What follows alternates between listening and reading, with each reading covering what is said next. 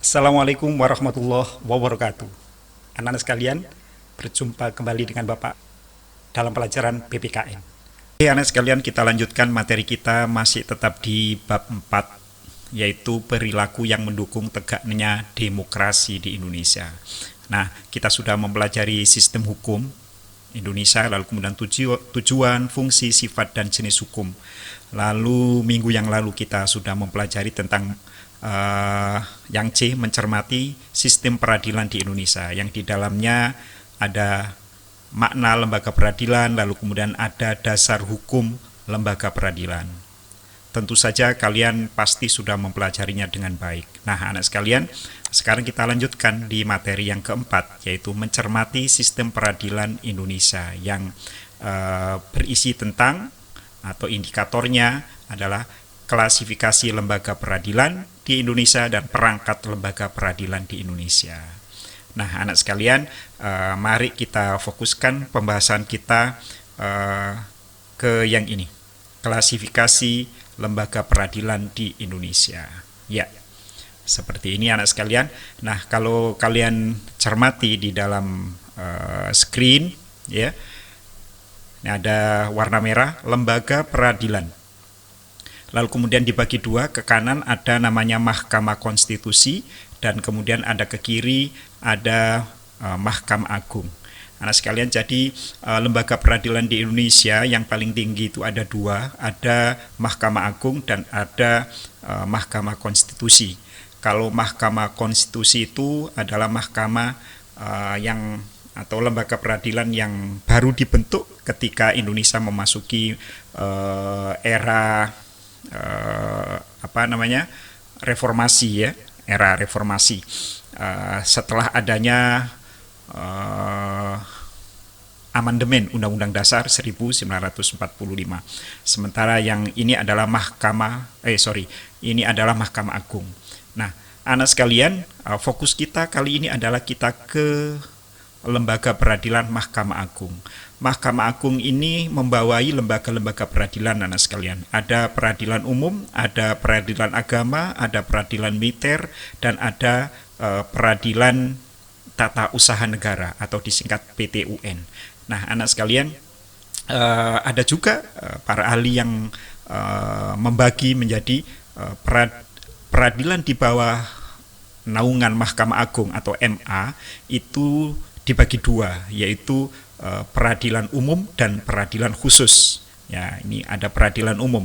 Peradilan umum itu artinya yaitu lembaga peradilan yang mengadili perkara-perkara yang umum dan masyarakat Indonesia secara umum, yang meliputi pengadilan negeri dan pengadilan tinggi. Nanti akan Bapak jelaskan di bawah, ya.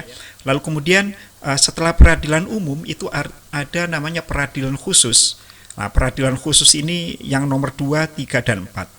Apa itu peradilan khusus? Yaitu peradilan yang mengadili perkara-perkara khusus dan golongan-golongan tertentu, orang-orang tertentu saja. Misalnya peradilan agama. Peradilan agama itu adalah peradilan yang khusus mengadili perkara-perkara yang berkaitan dengan agama Islam saja, ya, yang meliputi pengadilan agama dan pengadilan tinggi agama. Lalu kemudian ada namanya pengadilan militer, ya, peradilan militer. Apa itu peradilan militer? Yaitu peradilan yang khusus menangani perkara atau mengadili perkara-perkara hukum yang berkaitan dengan tentara aktif, ya, tentara nasional Indonesia yang masih aktif, bukan yang sudah pensiun. Ya, ini ada 4, ya, pengadilan militer, lalu kemudian ada pengadilan militer tinggi, lalu ada pengadilan militer utama, dan ada pengadilan militer pertempuran.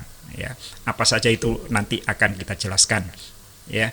Lalu kemudian yang terakhir ada PTUN, yaitu Pengadilan Tata Usaha Negara. Pengadilan Tata Usaha Negara ini adalah peradilan yang khusus menangani perkara-perkara jika ada warga negara yang dirugikan oleh negara. Nah, maka menuntutnya, kalau ada warga negara yang merasa dirugikan oleh negara, maka menuntutnya ke sini. Ini ada namanya PT Pengadilan tata usaha negara dan ada pengadilan tinggi tata usaha negara. Nah, kalau kita lihat anak sekalian, dari umum dan khusus tadi yang sudah Bapak jelaskan, induknya adalah ke sini, yaitu ke Mahkamah Agung. Ya, semuanya berinduk kepada Mahkamah Agung. Contohnya peradilan umum. Peradilan umum itu adalah ada tadi pengadilan negeri. Pengadilan negeri, lalu kemudian ada pengadilan tinggi. Kalau seandainya perkara itu sudah sampai di pengadilan tinggi tapi pihak-pihak yang berperkara itu tidak puas, maka larinya terakhir akan ke Mahkamah Agung. Demikian juga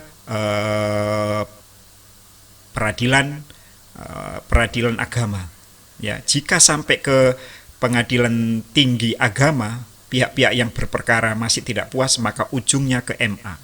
Semuanya ini jika ada ketidakpuasan atas keputusan hakim di tingkat-tingkat yang ada ini, maka larinya akan paling tinggi ke Mahkamah Agung. Nah, kalau Mahkamah Konstitusi ini perkaranya khusus, ya, misalnya mengadili presiden jika melakukan pelanggaran terhadap Undang-Undang Dasar, mengadili sengketa pemilu, lalu kemudian memberikan keputusan sengketa antar lembaga negara, ya, memutuskan atau membubarkan partai politik. Nah, itu di Mahkamah Konstitusi. Atau juga uji material terhadap undang-undang jika dianggap bertentangan dengan Undang-Undang Dasar. Oke, nah kita lanjutkan sekarang. Peradilan yang berada di bawah naungan Mahkamah Agung ini dibagi lagi menjadi 4 tadi ya, sudah. Tapi tadi juga Bapak jelaskan ada yang membagi 2, yaitu ada peradilan umum dan ada peradilan khusus. Nah, kalau yang ini kita bahas ada 4. 4 itu adalah tadi peradilan umum, peradilan agama, peradilan militer, dan peradilan tata usaha negara. Peradilan umum ini anak sekalian adalah peradilan yang paling sering kita lihat dan kita temui, mulai dari kasus pidana seperti pencurian, pembunuhan, narkoba, korupsi, ataupun kasus perdata seperti wan prestasi, perbuatan melawan hukum, dan lain-lain.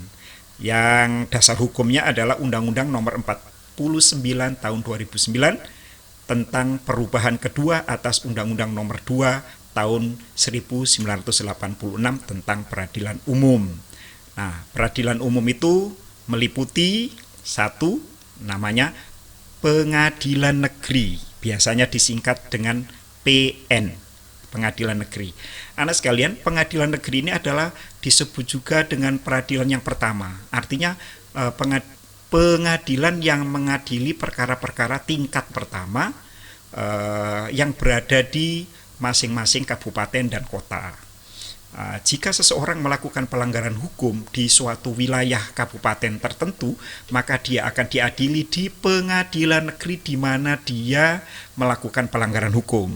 Misalnya si A dari Jakarta lalu kemudian melakukan pelanggaran hukum di kota Gresik atau di kota Surabaya, maka dia akan diadili di Pengadilan Negeri Surabaya, di mana dia melakukan pelanggaran hukum. Ya, contohnya misalnya Pengadilan Negeri Jakarta Pusat kelas 1A khusus, Pengadilan Negeri Kediri kelas 1B, dan lain sebagainya, anak sekalian. Masing-masing berada di kabupaten atau di kota. Yang kedua adalah Pengadilan Tinggi. Pengadilan tinggi ini sering disebut dengan PT, adalah pengadilan yang memeriksa upaya hukum banding dari kasus yang diputus dalam pengadilan negeri. Maksudnya begini, jika tadi ada seseorang yang diadili di PN, di pengadilan yang pertama tadi, lalu tidak puas atas keputusan hakim di PN, baik itu yang dituntut maupun yang menuntut tidak puas atas keputusan hakim, maka dia bisa melakukan upaya hukum. Upaya hukum ke PT ini namanya banding, atau orang sering menyebutnya dengan istilah naik banding. Ya, gitu ya. Jadi istilahnya naik banding dari PN ke PT. Peradilan tinggi ini hanya terletak di ibu kota provinsi. Misalnya kalau Indonesia sekarang ada 34 provinsi, maka pengadilan tinggi itu jumlahnya juga 34. Misalnya ada pengadilan tinggi Tanjung Karang, pengadilan tinggi Makassar, ya, pengadilan tinggi Surabaya, ya, untuk Jawa Timur, ya, pengadilan tinggi Denpasar untuk Bali dan lain sebagainya. Nah, sekarang kita lanjutkan ke peradilan agama. Peradilan agama, peradilan yang khusus orang-orang yang beragama Islam saja yang menangani perkara seperti perkawinan, waris, hibah, wasiat, wakaf, zakat, infak, sedekah, ekonomi syariah, perceraian, dan lain sebagainya. Dasar hukumnya adalah Undang-Undang Nomor 3 Tahun 2006 tentang perubahan atas Undang-Undang Nomor 7 Tahun 1989 tentang peradilan agama. Nah, itu ya. Dan peradilan agama tadi dibagi dua. Ada pengadilan agama dan ada pengadilan tinggi agama. Pengadilan agama ada di masing-masing ibu kota kabupaten kota, sementara kalau pengadilan tinggi agama ada di ibu kota provinsi. Ya, ada istilah juga naik banding tadi ya, upaya hukum banding.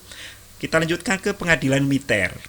Peradilan militer adalah peradilan yang khusus untuk anggota tentara Indonesia atau TNI yang aktif. Dasar hukumnya adalah Undang-Undang Nomor 31 Tahun 1997 tentang peradilan militer. Nah, peradilan militer tadi ada 4. Ada peradilan militer, ya, ini khusus ya, khusus untuk perkara kejahatan atau pelanggaran yang dilakukan TNI yang pangkatnya kapten ke bawah, ya, untuk kapten ke bawah. Nah, pengadilan ini sering disebut dengan istilah Dilmil, pengadilan militer. Lalu ada pengadilan tinggi militer, ini khusus untuk TNI yang pangkatnya mayor dan di atasnya, sering disebut dengan istilah Dilmilti, pengadilan militer tinggi. Nah, gitu ya. Lalu kemudian ada pengadilan militer utama, yaitu pengadilan militer yang khusus menangani pengadilan militer tinggi. Upaya hukum banding dari dua tadi, ya, jika tidak puas dengan hasil keputusan hakim di A dan B, maka dia bisa melakukan naik banding ke militer utama, ke pengadilan militer utama. Ini ada contohnya pengadilan militer utama Jakarta. Dan yang terakhir ada pengadilan militer pertempuran, adalah pengadilan khusus yang memeriksa, memutus, dan pada tingkat pertama dan terakhir suatu perkara yang dilakukan oleh prajurit di medan pertempuran. Pengadilan ini sifatnya insidental, ya, ketika perang saja, ketika damai tidak ada.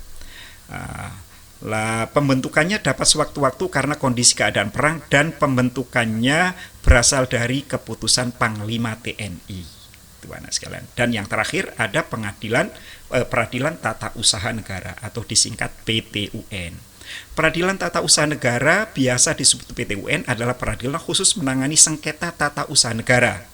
Dasar hukumnya adalah Undang-Undang Nomor 5 Tahun 86 Jungto, Undang-Undang Nomor 9 Tahun 2004 Jungto, diperbarui lagi maksudnya Undang-Undang Nomor 51 Tahun 2009. Adapun yang termasuk PTUN adalah ada namanya Pengadilan Tata Usaha Negara.